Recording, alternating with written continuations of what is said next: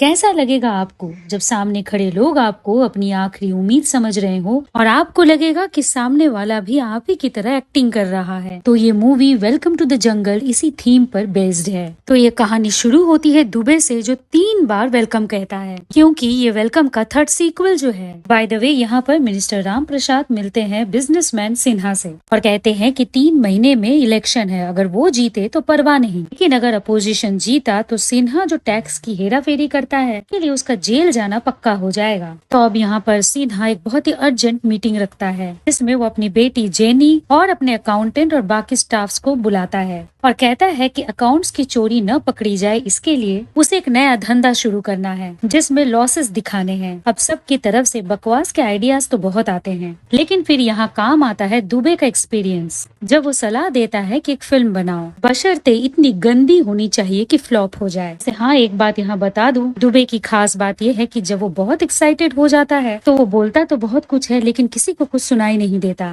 खैर, यहाँ पर सिन्हा का डाउट तो ये है कि फिल्म फ्लॉप बनाई लेकिन फिर भी हिट हो गई तो दुबे सजेस्ट करता है हिट करने का कोई रास्ता छोड़ेंगे ही नहीं। टॉप एक्टर्स से लेकर directors, story line, scripting, screen play और म्यूजिक सब कुछ फ्लॉप ही होगा और पैसे तो बस पानी की तरह बहाएंगे। बस फिर क्या, ये आइडिया सिन्हा को अच्छा लग जाता है और कहता है फिर जल्दी से शूटिंग स्टार्ट करो। तो सबसे पहले दुबे डायरेक्टर के पोस्ट के लिए देवदास को कांटेक्ट करता है और आपकी जानकारी के लिए ये दोनों ही अलग अलग लोग हैं। कैमरामैन साथ में ही है, नाम है नैनसुख, जिसके चश्मे के एक तरफ ग्लास है और दूसरे में नहीं। अब जो आंख पूरी तरह खराब है उसमें ग्लासेस की जरूरत नहीं। जब सवाल उठाया जाता है ऐसे कैमरामैन को रखने की जरूरत ही क्या है। अब इससे पहले कि देवदास कुछ कहे, नैनसुख देवदास को धमकी देता है, अगर मुझे बाहर किया तो वीडियो लीक कर दूंगा। वही दुबे सिन्हा को समझाता है, अरे फिल्म को फ्लॉप करने के लिए ऐसे ही कैमरामैन की तो जरूरत है। अब ये प्रॉब्लम सॉल्व हो ही रहा होता है कि देव के पास आता है रोमियो भाई का कॉल। हाल के लिए तो कॉल को डिस्कनेक्ट करके सिन्हा से आगे की बात जारी रखते हैं। सिन्हा को बताया जाता है दोनों डायरेक्टर्स मिलकर 14 फिल्में बनाई हैं और 14 के 14 ही फ्लॉप हैं। जिस बात को सिन्हा बिल्कुल माइंड नहीं करता, बल्कि पूछता है एक फिल्म बनाने के लिए कितने पैसे लगेंगे। दास कहता है 20,000, मगर जेनी कहती है उनका बजट 20,000 नहीं बल्कि 2,000 है। कहने का मतलब जहाँ देवदास 20,000 रुपए की बात कर रहे हैं, वहीं जेनी 2,000 करोड़ की बात कर रही है। ऑफ कोर्स ये सुनकर देवदास और नैन तीनों की आंखें फटी की फटी रह जाती हैं। जब सिन्हा पूछता है क्या कोई स्क्रिप्ट है, तो दास कहता है बिल्कुल है और मूवी का नाम होगा वेलकम टू द जंगल। तो अब जब डायरेक्टर चूज करने का मिशन खत्म हो जाता है तो सब चल पड़ते हैं लीड को फाइनल करने और इसके लिए दुबे की टीम पहुंच जाती है भोजपुरी फिल्म के सेट पर, जहां राजीव, जो बॉलीवुड का कभी हिट एक्टर हुआ करता था, फिलहाल भोजपुरी फिल्म में खुद को घिस रहा है। वैसे तो गाने का सीक्वेंस चल रहा है, लेकिन फिर शूटिंग खत्म होने के बाद राजीव का असिस्टेंट उसे बताता है 2 डायरेक्टर्स आए हैं फिल्म की बात करने, अब चाहे स्टोरी पसंद आए या ना आए प्लीज हाँ कह देना। कट टू डायरेक्टर दास तो बहुत ही शिद्दत के साथ अपनी मूवी की कहानी सुना रहे होते हैं, लेकिन राजीव वो तो गहरी नींद में दिखता है। अब असिस्टेंट तो बात को ये कहकर कवर अप करता है, सर सो नहीं रहे बल्कि इतनी अच्छी कहानी सुनकर डीप थिंकिंग में चले गए हैं। बाय द वे, यहाँ असिस्टेंट को ये भी पता चलता है कि कहानी में राजीव के लिए एक रोमांटिक ट्रैक बनाया गया है। तो असिस्टेंट बता देता है सर रोमांटिक फिल्म्स नहीं करते।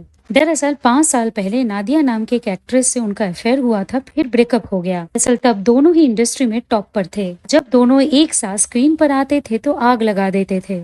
फ्लैशबैक में दिखाया जाता है कि राजीव और नादिया की जिंदगी वैसे तो बहुत स्मूथ चल रही थी, लेकिन फिर उनके बीच आ गई एक और एक्ट्रेस, नाम है दिया। लेकिन जब राजीव दिया के प्रपोजल को मना कर देता है, दिया अपनी इंसल्ट बर्दाश्त नहीं कर पाती। एक रात पार्टी में नादिया और राजीव दोनों ही मौजूद थे और किसी वजह से नादिया जल्दी में निकल जाती है, मगर फिर उसी का मास्क पहनकर सेम गेटअप में वहाँ एंटर करती है दिया। ज्यों कि अंधेरा था तो राजीव पहचान नहीं पाया और इन दोनों के बीच के किसिंग के मोमेंट को नादिया देख लेती है। मतलब कि राजीव दिया के जाल में पूरी तरह फंस जाता है। अब नादिया और राजीव के ब्रेकअप के बाद अपना पूरा पैसा लगाकर राजीव एक रोमांटिक फिल्म प्रोड्यूस करता है, नाम था दिल दिया ना दिया। अभी असिस्टेंट ये सब एक्सप्लेन कर ही रहा होता है कि वहाँ आ जाता है राजीव। अब यहाँ पर असिस्टेंट राजीव को अलग ले जाकर समझाता है, इतने सालों बाद जाकर एक बॉलीवुड की मूवी मिल रही है, बेहतर होगा चुपचाप राजीव इसे कर ले, चाहे जितना भी बजट हो। मगर राजीव तो कंफर्म्ड है कि ये लोग कंगाल है, उसे कुछ नहीं देंगे। बाय द वे, जब पैसों की बात करने सब बैठते हैं तो राजीव कहता है 50। अब दुबे इसे 50 करोड़ समझकर डन कर देता है। अब राजीव और उसके असिस्टेंट जहाँ पर 50 लाख की बात करने वाले थे, उनके इतने आसानी से 50 करोड़ में मान जाने पर राजीव बात को घुमा कर कहता है ये बस साइनिंग अमाउंट है, से और 50 चाहिए फिल्म शुरू होने से पहले। अब इसके लिए भी जब जेनी और दुबे मान जाते हैं, राजीव का लालच बढ़ता है और फिल्म खत्म होने पर और 50 की मांग करता है। तो यहाँ पर जेनी कैलकुलेट करके कहती है 50 50 50 यानी कि 200 करोड़ में डन। अगले सीन में देव और दास दोनों को ही रोमियो का मैसेज मिलता है तू तो गया। तो पता चलता है रोमियो कॉल तो कर रहा है इन्हें मगर यहाँ मौजूद भी है। खैर अब रोमियो देवदास को लेकर सीधा उड़ जाता है अन्ना के पास। यहाँ एक पेंटिंग दिखाई जाती है जो वेलकम के पार्ट 1 में था। तब घोड़े के ऊपर गधा था और उसी से इंस्पायर होकर रोमियो ने गधे के ऊपर घोड़े वाला पेंटिंग बनाया है। ऐसे यहाँ पर अन्ना देव और दास से बात तो करना चाहते हैं, लेकिन क्योंकि इन दोनों ने रोमियो का कॉल काटा था तो अन्ना कहता है वो सामने रहकर भी इन दोनों से फोन पर ही बात करेगा। लेकिन फिर जब रोमियो पैसों की बात करता है, देव ऐसे एक्टिंग करने लगता है मानो उसके फोन का नेटवर्क काम ही नहीं कर रहा। मगर रोमियो भी बड़ा चालाक है, देव को अपनी तरफ खींच कर कहता है देखो इस तरफ नेटवर्क है और अब बताओ पैसे कहाँ हैं। तो देव रोते हुए कहता है भला 1.5 लाख के मामूली रकम के लिए कोई किसी को कॉल करके तंग करता है क्या? अन्ना को नहीं पता कि वो एक ऐसी मूवी कर रहे हैं जिसमें उन्हें करोड़ों की कमाई होगी। और फिर जब बातों की बातों में इनके मुंह से निकल जाता है कि इन्हें नए कलाकारों की जरूरत है, तो रोमियो और अन्ना दोनों ही कहते हैं उन्हें भी इस मूवी में एक्टिंग करनी है। तो देव कहता है बिल्कुल, लेकिन एक ही शर्त पर, किसी को भी पता नहीं चलना चाहिए कि वो दोनों डॉन हैं। दूसरी तरफ 50 करोड़ का साइनिंग अमाउंट मिलते ही राजीव बहुत इमोशनल हो जाता है और कहता है कि एक उसकी किस्मत और एक उसके पापा की। एक दिन इसी देश के लिए किसी मिशन पे निकले थे और फिर गायब हो गए और पिछले 15 सालों से मिसिंग है। बाय द वे फिर से जब बात शूटिंग पर आ जाती है तो असिस्टेंट बताता है देवदास ने 2 और एक्टर्स को कास्ट किया है। अब अन्ना और रोमियो भी लीड में है सुनकर राजीव तुरंत देवदास को कॉल लगाता है, पूछता है जब सोलो हीरो की बात हुई थी तो ये दोनों कौन है? तो दास ये कहकर मना लेता है राजीव तो बस लीड है, वो दोनों तो पीछे भौंकने वाले कुत्ते हैं। लेकिन फिर देखते हैं कुछ ही देर में देव के पास भी कॉल आता है। रोमियो जब पूछता है ये राजीव नाम के एक्टर को उसने हीरो लिया है, तो देव भी यहाँ ये कहकर टाल देता है कि अरे वो तो बस कुत्ता है, रोमियो और अन्ना ही इस फिल्म के हाथी हैं। तो फाइनली इस फिल्म के शूटिंग के पहले एक छोटी सी पार्टी रखी जाती है। सिन्हा प्रपोजल देता है कि उसकी बेटी ही इस मूवी की हीरोइन रहेगी, तभी तो ये मूवी फ्लॉप होगी। अब आगे देखते हैं कि एक एक करके सारे कास्टिंग की एंट्री होती है। पहले राजीव, फिर रोमियो और अन्ना, और उसके बाद तो एक एक करके बहुत सारे जाने पहचाने कैरेक्टर्स इस पार्टी में शामिल होने लगते हैं। फिर एंट्री होती है इस मूवी के सेकंड लीड हीरोइन की, वो है नादिया। यहाँ दुबे बताता है उसने जानबूझकर नादिया को कास्ट किया है कि सेट पर नादिया और राजीव की लड़ाई होती रहे और मूवी की वाट लगती रहे। वैसे यहाँ पर ये भी दिखाया जाता है फ्लैशबैक में जब नादिया के पास जेनी और दुबे इस फिल्म का प्रपोजल लेकर गए थे, तब नादिया ने शर्त रखी थी इस मूवी में उसका लव इंटरेस्ट राजीव नहीं होगा। अब प्रेजेंट में जब नादिया अपना इंटरेस्ट अन्ना और रोमियो में दिखाती है, तो राजीव भी नादिया के करीब आने का एक चांस तो ढूंढ ही लेता है। वेल ये पार्टी तो कुछ क्लिक्स के साथ यहाँ खत्म हो जाती है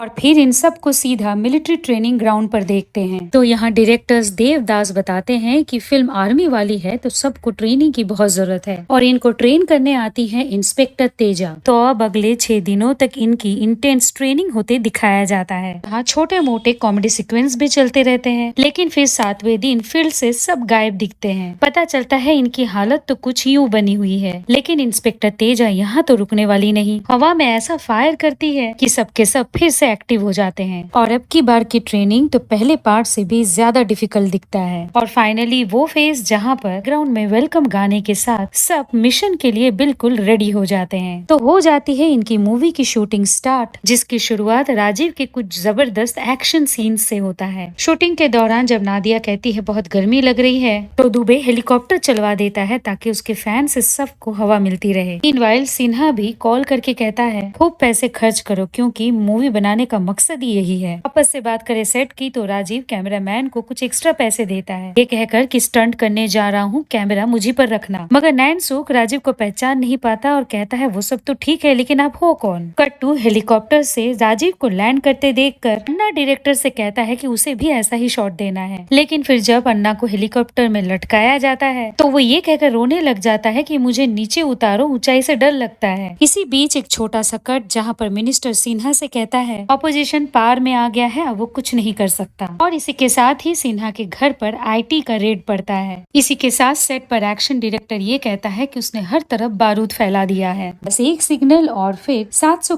किलोग्राम का फैला ये बारूद बूम बूम बूम करके फट जाएगा। फाइनली मूवी सीन के क्लाइमेक्स सीन के लिए सब तैयार दिखते हैं। डायरेक्टर राजीव से कहता है तुम्हें गोली लगेगी और तुम्हारे डेथ से मामला खत्म हो जाएगा। लेकिन फिर दास ऐड करता है जैसे ही राजीव की मौत होगी नादिया और अन्ना गले लगेंगे। अब तब तो राजीव कुछ नहीं बोलता, टेक के दौरान उसे गोली भी लगती है। फिर उसके जमीन पर गिरते ही पहले तो सब शॉक्ड होते हैं, उसके बाद नादिया और अन्ना बस गले लगने ही वाले होते हैं। राजीव या करते हुए फिर से जिंदा हो जाता है। सब शॉक्ड हो जाते हैं कि राजीव स्क्रिप्ट के खिलाफ क्यों जा रहा है। बेस डायरेक्टर और गोली चलाने के लिए कहता है। इससे राजीव को गोली लगती है, वो जमीन पर गिरता है। अभी अन्ना और नादिया गले लगने ही वाले होते हैं कि तीसरी बार राजीव जिंदा हो जाता है। अब ये मर जाए इसीलिए अन्ना खुद बंदूक हाथ में लेके राजीव पर गोली चलाने लगता है। इतने गोलियों के बाद भी जब राजीव नहीं मरता तो अन्ना पूछता है तुम मर क्यों नहीं रहा, तो राजीव कहता है वो मरने में जान डाल रहा है। बस फिर क्या, अन्ना और राजीव के बीच ऐसी झड़प होती है कि एक्शन डायरेक्टर को फॉल्स सिग्नल मिल जाता है। देखते ही देखते सारे स्विचेस ऑन करने के बाद पूरा सेट धुएं में उड़ने लग जाता है। साथ में दूसरी तरफ रेड के बाद सिन्हा की हालत भी उसकी सेट की तरह हो गई है। मतलब कि उसे और उसके कपड़ों को छोड़कर बाकी सब आईटी वाले उठाकर ले जाते हैं। इसी बीच दुबे सिन्हा को खुशखबरी देता है 42 करोड़ का सेट उड़ गया, ऊपर से कैमरामैन कैमरा चलाना ही भूल गया। तब सिन्हा भी बहुत सीरियसली कह देता है इस फिल्म को एक ही दिन में कंप्लीट करो और याद रहे ये फिल्म हिट होनी चाहिए वरना वो अपने साथ साथ सबकी जान ले लेगा। अब ये बात जब डायरेक्टर्स को पता चलता है तो वो कहते हैं इम्पॉसिबल है, न सेट है, न जगह है, न पैसा है। तो यहाँ पर एक्शन डायरेक्टर सजेस्ट करता है कि यहाँ से 5 किलोमीटर दूर एक गांव है, नाम है आजादगंज, और वो गांव बिल्कुल इस सेट से मिलता जुलता है। लेकिन बस वहाँ एक ही प्रॉब्लम है, गांव में गांव वाले रहते हैं। सुनकर डायरेक्टर्स फैसला करते हैं ये प्रॉब्लम नहीं सोल्यूशन है, गांव वालों को एक्स्ट्रास की तरह यूज करेंगे और एक्टर्स को बताएंगे ही नहीं कि वो असली गांव वाले हैं। तो कैमरामैन नैनसुख कहता है हाँ, और वो गांव में जगह जगह कैमरास लगा देगा और एक ही दिन में शूटिंग खत्म। अभी फिर से एक्शन डायरेक्टर कहता है कि गांव में एक और प्रॉब्लम है, लेकिन बाकी के लोग ये कहकर टाल देते हैं कि जो भी प्रॉब्लम है वहाँ जाकर देख लेंगे। अब जब यही बात एक्टर्स तक पहुंचती है तो कोई भी एक दिन में मूवी कंप्लीट करने के लिए तैयार नहीं दिखता, अगर राजीव मान जाता है, क्योंकि वो नादिया और अन्ना के स्पेयरिंग को और बर्दाश्त नहीं कर पा रहा। अब वापस से एक्टर्स जब इस बात पर लड़ने लग जाते हैं तो दास कह देता है ऐसे ही लड़ते रहोगे तो न फिल्म कंप्लीट होगी और न ही पेमेंट मिलेगा। और फाइनली फैसला होता है कल ही गाँव की तरफ रवाना हो जाएंगे, चारों तरफ कैमराज लगे रहेंगे और पूरा दिन ये चलता रहेगा। हाँ, गाँव वालों के कॉस्ट्यूम्स में कुछ थिएटर एक्टर्स भी मिलेंगे जिनके साथ इम्प्रोवाइज करके ही कहानी के क्लाइमैक्स तक पहुंचेंगे। अब अगले दिन जब निकलने का वक्त आता है तो एक्शन डायरेक्टर बता देता है कि जिस गांव की तरफ वो जा रहे हैं उस पर टेररिस्ट का अटैक भी होता है और उनके बॉस का नाम है जतारा। इसी के साथ घोड़े पर एक बहुत बड़े आतंकी टोली को दिखाया जाता है और जतारा को भी। अब एक्शन डायरेक्टर तो यहाँ से ये कहकर चला जाता है कि वो इनके साथ गाँव नहीं जाने वाला। वही आपस में ये यही बातें करते हैं कि टेररिस्ट होंगे भी तो कोई छोटे मोटे, और फिर उनकी किस्मत इतनी थोड़े खराब है कि एक ही दिन के शूटिंग के लिए जाएंगे और तभी टेररिस्ट आ जाए। तो अब ज्यों की टेररिस्ट और जतारा का जिक्र हो ही गया है तो देखते हैं जतारा अपने बड़ी सी टोली के साथ गांव आया हुआ है। यहाँ भी कई जाने माने कैरेक्टर्स अब स्क्रीन पे आपको दिख रहे होंगे। तो इन सब के बीच जोया आगे बढ़ती है। इसकी कहानी कुछ ऐसी है कि इसके हस्बैंड को जतारा ने ही मार दिया था। अब जतारा इस आजादगंज के साथ साथ जोया को भी पाना चाहता है, लेकिन जोया की भी जिद है, वो जतारा की कभी नहीं बनेगी। तो अब जतारा गाँव वालों को ये कहता है कि सरकार के सामने उन लोगों ने कुछ मांगे रखी है और जब तक कोई फैसला नहीं हो जाता गांव में कोई हलचल नहीं दिखनी चाहिए। यहाँ अम्मी कुछ बोलती तो है मगर वो रो रही है या बोल रही है किसी को समझ नहीं आता। वही चच्चा अम्मी की बातों को समझकर सबको समझाना तो चाहता है मगर इतने शुद्ध उर्दू में है उनकी बात भी किसी के पल्ले नहीं पड़ती। अब जतारा तो यहाँ से चला जाता है। वही गाँव वाले परवरदिगार से इल्तिजा करते हैं किसी को उन्हें बचाने के लिए भेज दे। कट 2 दिखाया जाता है शूटिंग की पूरी टीम गाँव के बाहर लैंड कर चुके हैं। यहाँ फिर से डायरेक्टर्स एक्टर्स को समझाते हैं सब अपने अपने कैरेक्टर में रहे और कैमरे की परवाह न करे, और इस तरह की शूटिंग को गोरिल्ला शूटिंग कहा जाता है। लेकिन फिर ज्यों की सब के सब आर्मी ड्रेस में है तो इकबाल को जब इनकी भनक लगती है तो वो सीधा जतारा के लोगों तक ये खबर पहुंचा देता है। तो अब जतारा सीधा विक्रम सिंह को कॉल करता है और पूछता है कि उन पर हमला करने के लिए यूनिट क्यों भेजा। पर आज शाम तक गवर्नमेंट उसके चारों आदमी को नहीं छोड़ा तो वो आजादगंज के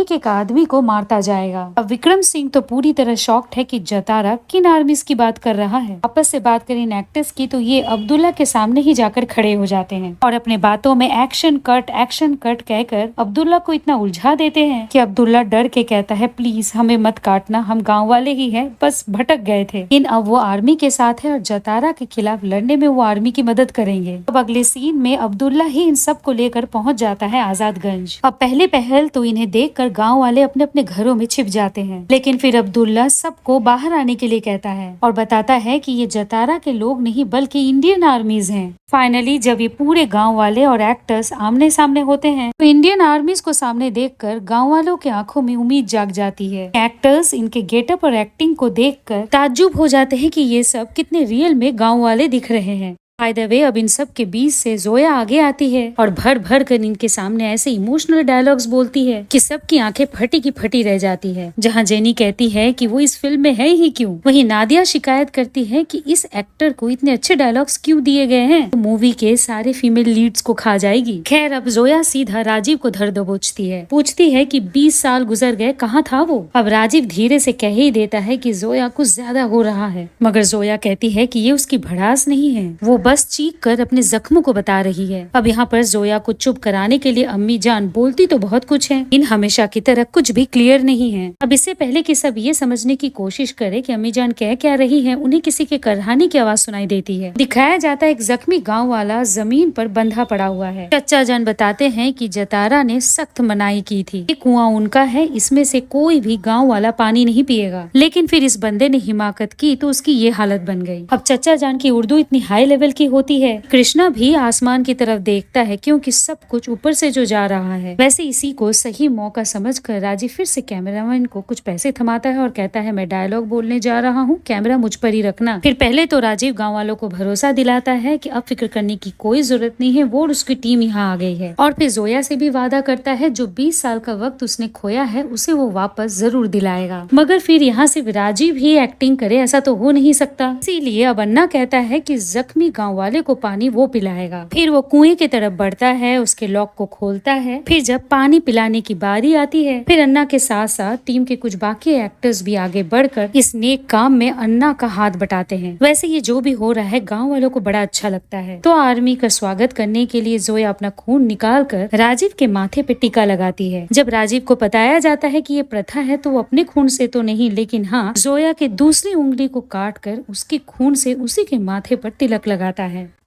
अब राजीव ऐलान करता है अब इसी कुएं से पानी निकाल कर सब नहाएंगे। फाइनली खुशियों का माहौल बनता है और नाच गाना भी चलता है।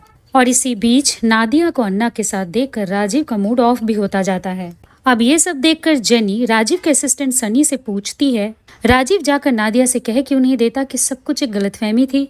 मगर सनी कहता है कि राजीव मानता है कि वो प्यार ही क्या जिसमें सफाई देना पड़े। खैर मूड चेंज के लिए राजीव जब चॉकलेट खाने लगता है तो कुछ बच्चे आकर उसके सामने खड़े हो जाते हैं। अब राजीव का तो शेयर करने का बिल्कुल मन नहीं है, लेकिन फिर कैमरा देखते ही वो अपना चॉकलेट सब में बांट देता है। फिर वहाँ इकबाल आता है और बताता है ये छोटी वाली जोया की बेटी है और जतारा ने ही जोया के पति को मार डाला। वैसे तो इस कहानी में राजीव का बिल्कुल इंटरेस्ट नहीं है, लेकिन फिर कैमरे को देखकर ओवर एक्टिंग करते हुए जोर जोर से रोने लग जाता है, मानो कि जोया ने नहीं बल्कि राजीव ने अपने पति को खो दिया हो।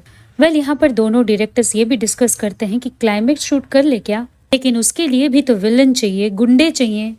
तो अब दोनों डायरेक्टर्स मिलकर ये फैसला करते हैं दोनों मिल बांट कर गुंडों का इंतजाम करेंगे।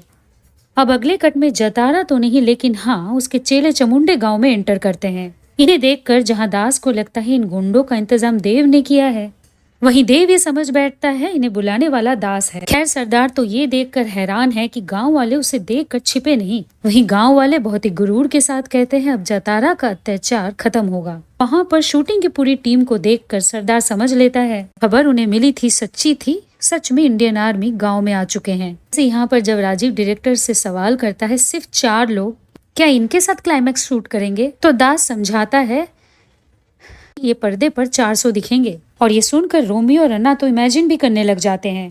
इतना ही नहीं वो धमकी देने के लिए आगे तो बढ़ते हैं मगर कुछ ज्यादा ही आगे बढ़ते चले जाते हैं, ये समझकर कि स्पेशल इफेक्ट्स में तो यही दिखेगा कि ये दोनों स्पेशल इफेक्ट्स वाले 400 लोगों को ललकार रहे हैं। अब इन दोनों को पागल समझकर सरदार पहले तो एक एक थप्पड़ इन दोनों को जड़ देता है। जब अन्ना सरदार की पिटाई करने लगता है तो सनी राजीव से कहता है तुम भी इंक्लूड हो जाओ तभी तो कैमरे पे दिखोगे।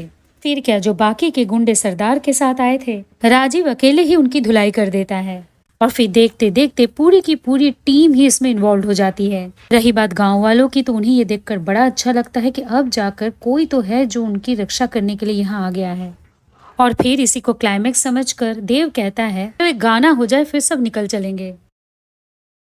लेकिन फिर इसी बीच सरदार जतारा तक पहुंचता है और सारी बातें डिटेल में बता देता है। बस फिर क्या अभी गाना खत्म होता ही है कि वहां एंट्री कर लेता है जतारा और उसकी पूरी टीम, और देखते ही देखते सारे एक्टर्स और गांव वालों को चारों तरफ से घेर लेते हैं। अब इन्हें देखकर राजीव तो बड़ा खुश हो जाता है कि चलो उसके मूवी में दो दो क्लाइमैक्स होंगे, और फिर कैमरा को दिखाकर लंबे लंबे डायलॉग्स भी मारता है। इसी बीच दोनों डायरेक्टर्स आपस में इस बात पर झगड़ते हैं कि इन्हें बुलाने वाला कौन है। तूने बुलाया और मैंने नहीं में पता चलता है ये सब के सब तो असली के टेररिस्ट हैं। बाय द वे, राजीव को इतना बोलते देखकर रोमियो भी आगे बढ़ता है, दो डायलॉग्स बोलता ही है कि उस पर गोली चलती है। अभी असली की गोली है, ये देखकर सब हैरान हो जाते हैं। फिर जाकर देवदास को बताना पड़ता है ये गाँव भी असली है और गाँव वाले भी, जतारा भी असली है और उसके लोग भी। अब जब सब मिलकर राजीव को खींच कर असलियत बताते हैं तो सबके साथ साथ राजीव भी रोने लग जाता है। पर अब सवाल ये उठता है कि इन सब से बचे कैसे। यहाँ पर देव कहता है कि टेररिस्ट का सामना तो कोई डॉन ही कर सकता है, गनीमत समझो कि उनके साथ भी दो डॉन हैं, अन्ना और रोमियो। तो अब राजीव भी कह देता है कि तो भाई यहाँ क्या कर रहे हो, जाओ लड़ो उनसे, और चाहो तो इन दो हीरोइनों को भी अपने साथ लेकर जाओ, वो बीच में नहीं आने वाला। अब यहाँ पर रोमियो तो समझा देता है कि टेररिस्ट और डॉन एक नहीं होते, डॉन तो बात करने के बाद मारता है लेकिन टेररिस्ट सिर्फ मारते हैं। अब एक ही रास्ता है कि कोई जाकर इनसे बात करे। पहले देव आता है लेकिन दो बात कहकर सबको कंफ्यूज कर देता है। फिर आता है दुबे, लेकिन जब मुद्दे की बात करनी होती है तो उसकी आवाज चली जाती है। जब दिलहेर की बात करने की बारी आती है तो वो कहता है नाम वाम में कुछ नहीं रखा, उसकी वाइफ का नाम शांति है, लेकिन पूरे दिन घर में अशांति फैलाई रहती है, इसीलिए अगर इनसे कोई बात करेगा तो वो सिर्फ राजीव है। अब बड़ी हिम्मत करके राजीव जतारा के सामने जाकर खड़ा तो हो जाता है, मगर ये कहकर रोने लगता है वो कोई आर्मी वार्मी नहीं बल्कि फ्लॉप एक्टर्स हैं। वैसे तो उसे बताया गया था कि सब यहाँ पर नकली है, लेकिन गोली मारने के बाद पता चला कि टेररिस्ट असली हैं। फिर वो ये कहकर दोनों डायरेक्टर्स को भी फंसा देता है, उन्हें यहाँ झूठ बोलकर लाने वाला ये दोनों ही हैं। सिर्फ यही नहीं, थोड़ी देर पहले जो जतारा के आदमी आए थे उनको पीटने वाला भी ये दोनों थे, अन्ना और रोमियो। और अगर जतारा को अपना दहशत फैलाना ही है तो गाँव वालों को मारे। पहले तो इस बुजुर्ग इंसान को जो उर्दू में क्या कहता है सबके सर के ऊपर से चला जाता है। इस अम्मी को जो क्यों बोल रही है क्या बोल रही है किसी को समझ नहीं आता। और फिर इस जोया को तो बिल्कुल नहीं छोड़ना है, तो दूसरों को डांटती ही नहीं बल्कि दूसरों की उंगली भी काट देती है। अब जोया के खिलाफ सुनकर जब जतारा अपनी आंखें बड़ी बड़ी करता है तो अब राजीव हाथ जोड़कर रिक्वेस्ट करने लगता है कि वो सब सिर्फ एक्टर्स हैं, एक्शन कहने पर फाइट करते हैं, गाते हैं, नाचते हैं। अब डांस सुनकर जब जतारा उन्हें नाचने के लिए कहता है तो राजीव तुरंत जेनी और नादिया को बुलाकर डांस करने तो लगता है, मगर जतारा बोर हो जाता है तो राजीव सबको बुलाकर गाना भी गवाता है। अब यहाँ पर जतारा हंसता तो बहुत है लेकिन इनके गाने पे नहीं बल्कि गाँव वालों पे, ऐसे इन नौटंकियों पर भरोसा करके वो सीना तान कर खड़े थे। अब जब इन एक्टर्स को मारने के लिए बंदूक ताना जाता है तो जोया कहते ही इन्हें मत मारो, वो जतारा के साथ चलने के लिए तैयार है, क्योंकि इन सब की जान बचाने के लिए अगर उसे अपना मान देना पड़े तो वो इसके लिए तैयार है। बस फिर क्या, इसी मौके का फायदा उठाकर कुछ एक्टर्स तो खुशी खुशी वहाँ से भाग जाते हैं और कुछ मजबूरी में। वहीं जतारा ये कहकर चला जाता है कि अभी तो वो जा रहा है लेकिन शाम के 5:30 बजे फिर आएगा। कट टू, पूरी टीम को ले जाने के लिए हेलीकॉप्टर्स तो आ चुकी है, मगर फिर एक्टर्स के बीच में ही ये बहस हो जाती है। उन्हें गाँव वालों को और जोया को इस तरह छोड़कर नहीं जाना चाहिए। अगर राजीव कहता है कि यहाँ रहकर भी वो क्या कर लेंगे, टेररिस्ट के पास असली हथियारे हैं और उनके पास ये नकली सामान। फिर क्या, अब ये टीम दो गुटों में बढ़ जाती है। अब अन्ना और रोमियो तो अपनी टीम के साथ गांव की तरफ चल देते हैं। वहीं राजीव को रोककर जोया रिक्वेस्ट करती है उसकी बेटी को राजीव ले जाए, क्योंकि वो चाहती है कि उसकी बेटी को जीने का एक मौका तो मिलना ही चाहिए। अब एक तरफ जहाँ राजीव जोया की बेटी को लेकर चला जाता है, वहीं दूसरी तरफ अन्ना और रोमियो की टीम गाँव में लौटकर आतंकवादियों पर हमला कर देते हैं। मार धार, गोलियों की बरसात और गोला बारूद सब चलते दिखाई देता है, लेकिन फिर एक एक करके सारे एक्टर्स पकड़े जाते हैं। कट्टू, जोया की बेटी जिसकी एक हादसे में आवाज चली गई थी, वो भी अम्मी कहकर जोर जोर से पुकारने लगती है। फाइनली हेलीकॉप्टर्स पे बैठे सारे एक्टर्स को एहसास होता है कि वो गलत है। इसी के साथ राजीव हेलीकॉप्टर घुमाने का ऑर्डर देता है। तो अब धमाके के साथ पूरी टीम गाँव में वापस लौटती है। वापस से सब में जोश भर जाता है। राजीव के बदले हुए रूप को देखकर नादिया भी हैरान हो जाती है। वही बेटी बोल बोल पा रही है ये देखकर जोया की खुशी का ठिकाना नहीं रहता। इसी बीच जेनी भी नादिया से कह देती है राजीव को लेकर नादिया को बड़ी गलतफहमी हो गई थी कि यूं कहो कि उसे और राजीव को अलग करने के लिए गलतफहमियां क्रिएट की गई थी। तो अब देखते हैं फाइनली नादिया भी राजीव को माफ कर देती है। इसके बाद दिखाया जाता है जो बचे कुछ आतंकवादी जिंदा हैं वो भाग जाते हैं। वहीं राजीव ने जो गाँव वालों का अपमान किया है उसके लिए वो माफी मांगता है। अब जब ये मसला सॉल्व हो जाता है तो डिस्कशन का इशू ये है कि इनके पास असला बारूद कुछ है ही नहीं, तो वो जतारा और उनके लोगों से लड़ेंगे कैसे। इस पर इकबाल कहता है उसे पता है जतारा अपने हथियार कहाँ रखता है। बस फिर क्या अगले ही कट में इकबाल एक्टर्स की पूरी टोली को लेकर पहुंच जाता है गोडाउन। बाय द वे जो भी हथियार यहाँ रखे हुए हैं उन्हें देखकर यही पता चलता है कि ये सिर्फ आर्मी वाले ही चला सकते हैं। अभी इनके बीच ये बातें हो ही रही थी कि इन्हें कुछ अजीबोगरीब आवाजें सुनाई देने लगती है। तो पता चलता है जमीन के नीचे कोई है जो ठोक रहा है। तो अब लॉक को तोड़ने के बाद वहाँ से 3 लोग बाहर आते हैं जो हिंदुस्तानी फौज के कॉस्ट्यूम में हैं और इनका कैरेक्टर नेम भी है अर्जुन, दुर्योधन और करण। एक पल के लिए तो सबको यही लगता है मानो कि वो महाभारत देख रहे हों। खैर यहाँ पे बताया जाता है 15 सालों से जतारा ने इन्हें भी और इनके सर को भी कैद करके रखा हुआ है। तो अब इस पॉइंट पर जब सर की एंट्री होती है तो सब ये देखकर हैरान हो जाते हैं कि सर तो हूबहू राजीव की तरह दिखने में है। उनका नाम है विश्वजीत कोहली। बस फिर क्या अब राजीव को भी समझते देर नहीं लगती कि ये उसके 15 साल से मिसिंग वो बाबूजी हैं। अब यहाँ पर सर राजीव को पहचान तो जाते हैं मगर बोलते वक्त तुतलाने लगते हैं। कहते हैं बड़ी तुती हो रही है तुझे देख के, और फिर मेरे दिदल का तुतला है कहकर उसे गले भी लगा लेते हैं। अब जब यहाँ पर राजीव पूछता है उसके बाबूजी तुतला क्यों रहे हैं तो तुतलाते हुए ही बाबूजी बताते हैं जतारा ने उसकी जुबान काट दी है। खैर अब असले पर कब्जा करने की बात जतारा को भी पता चल जाता है। कट टू आर्मी के लोग अपने टीम से कांटेक्ट करते हैं और कहते हैं कि पूरे आजादगंज को आजादी दिलाकर उन्हें अपने साथ लिए ही आर्मी बॉर्डर तक पहुंच जाएगी। बस वहां तक पहुंचने के लिए उन्हें 20 मिनट का टाइम चाहिए। अब जब जतारा को इस बात का पता चलता है तो वो अपने आदमियों को ऑर्डर देता है उन्हें मार दो। बस फिर क्या गाँव वालों और एक्टर्स पर हमला तो होता है लेकिन वो भी डट कर इन टेररिस्ट का सामना करते हैं। एक जबरदस्त टर्न के साथ राजीव के पापा उन पर बम भी फेंकता है। अब जब गाँव वाले भाग रहे होते हैं तो उनके सामने आ जाता है एक बड़ी सी खाई और पीछे है जतारा की टोली। तो अब राजीव सबको छुपने की सलाह देता है। फिर जब जतारा की टीम खाई के पास पहुंचते हैं तो राजीव की टीम उन्हें घेर कर उन पर हमला करती है और फिर एक्टर्स की टीम फैसला करते हैं सब अलग अलग हो जाएंगे और फिर बाकियों के टेररिस्ट को टारगेट करेंगे। अब हर किसी को अपने अपने तरीके से फाइट करते दिखाया जाता है, जैसे कि दुबे का सामना रियल गोरिल्ला से हो जाना या फिर अन्ना के हाथ में ही ड्रग का पैकेट फट जाना। और एक बार तो राजीव लीड हीरोइंस का इस्तेमाल करके पहले तो सारे टेररिस्ट को ट्रैप करता है फिर उन पर हमला कर देता है। कट टू गोरिल्ला का सामना अब अन्ना से हो जाता है जो ड्रग के असर में है। फिर क्या अन्ना का एक हाथ गोरिल्ला को जमीन पर पटकने के लिए काफी होता है। बाय द वे दिखाया जाता है कि सब बॉर्डर तक पहुंच चुके हैं और फिर परमिशन मिलते ही वहां की बड़ी सी गेट खुल जाती है और सब के सब भारत में एंटर कर जाते हैं। वैसे तो सब कुछ ठीक चल रहा था मगर फिर पता चलता है जोया की बेटी तो यहाँ है ही नहीं। हमें दिखाया जाता है उसे जतारा ने पकड़ लिया है और फिर उस बच्ची को छुड़ाने के लिए राजीव के पापा जतारा पर हमला करते हैं। अब एक तरफ जहाँ राजीव, जोया और बाकी के लोग इंडियन मिलिट्री से रिक्वेस्ट करते हैं कि अभी भी 2 लोग मिसिंग हैं। जतारा और बाबूजी के बीच अच्छी खासी जंग चल रही है। इसी बीच बाबूजी बच्ची को भागने का भी इशारा कर देते हैं। दिखाया ये भी जाता है कि जतारा को मारने के लिए फायर फाइटर्स बॉम्ब रिलीज करते हैं। इसमें जतारा तो जलकर राख हो जाता है। तो अब सवाल ये है कि बच्ची और बाबूजी का क्या हुआ। तो एक तरफ जहाँ बच्ची के लौट आने पर